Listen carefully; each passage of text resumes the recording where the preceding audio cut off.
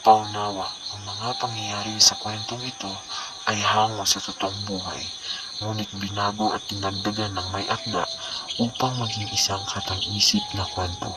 Lahat ng karapatan ay nakalaan.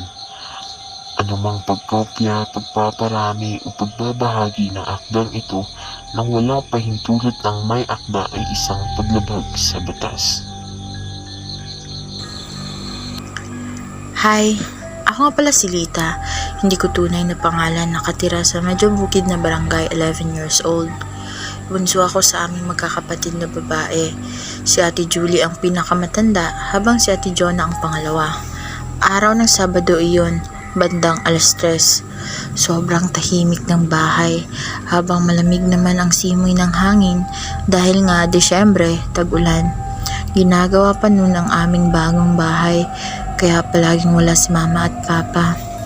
Habang nakahiga ako sa kwarto at nanonood ng show break ng SB19, biglang may parang nalaglag sa kusina. Tinawag ko si Ate Julie at Ate Jonah. "Ate, may nalaglag ata sa kusina, baka si Muning yun, pakainin niyo alaga niyo," sigaw ko. May hilig kasi ang mga ate ko na mag-alaga ng mga hayop at isa na ron si Muning na mahilig magbasag ng tasa o plato ni Mama. Nagpatuloy na lang ako sa aking ginagawa nang marinig ko na nag-ingay si Muning. Baka inaaway na naman ni Ate Jonah. Nagulat ako nang bumukas ang pintuan ng aking kwarto.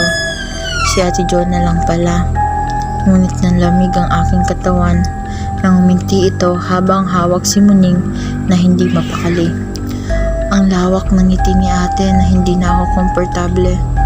Tinanong ko siya, "Ate, andyan na ba si Mama?" Ngunit hindi siya sumagot pero nakangiti pa rin habang hinahaplos niya si Muning. Doon na ako binalot ng takot. Nanlalamig ang aking kalamnan habang pawis na pawis ang aking mga palad.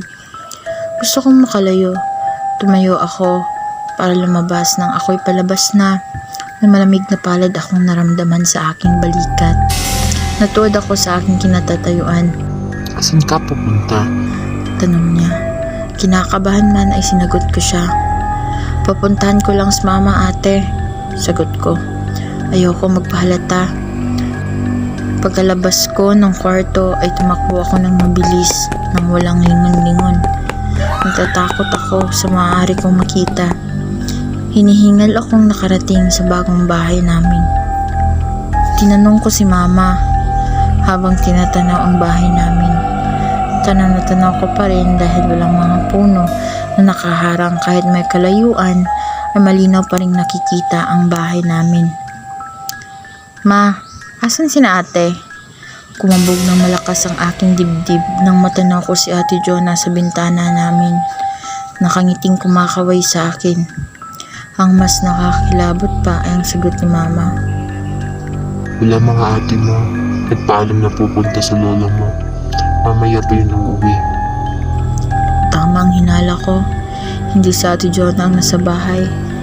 Nakakatakot isipin na kapag hindi ako umalis doon, ano na lang mangyayari sa akin. Kwento ko ito sa aking mga magulang, ngunit ayaw nilang maniwala na baka imahinasyon ko lang iyon. Kinagabihan, natatakot pa rin akong lumapit kay Ate Jonah at gusto ko na lang palaging nakadikit kay Ate Julie. Ang mas masaklap pa ay katabi ko matulog si Ate Jonah. Ginawan ko ng harang ang higaan na pinagtakan ni ate pero pinagsawalang bahala niya lang. Habang ang lahat ay tulog, nakaugalian ko na mag-cellphone dahil hindi ako makatulog. Ang biglang may naramdaman akong kakaiba na para bang may nanonood sa akin.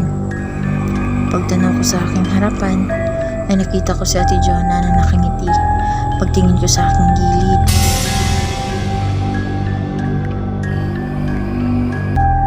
kung gusto mong malaman ang buong kwento ay i-follow at subscribe ang aming Spotify podcast at YouTube channel. I-click ang notification bell para maabangan mo ang kasunod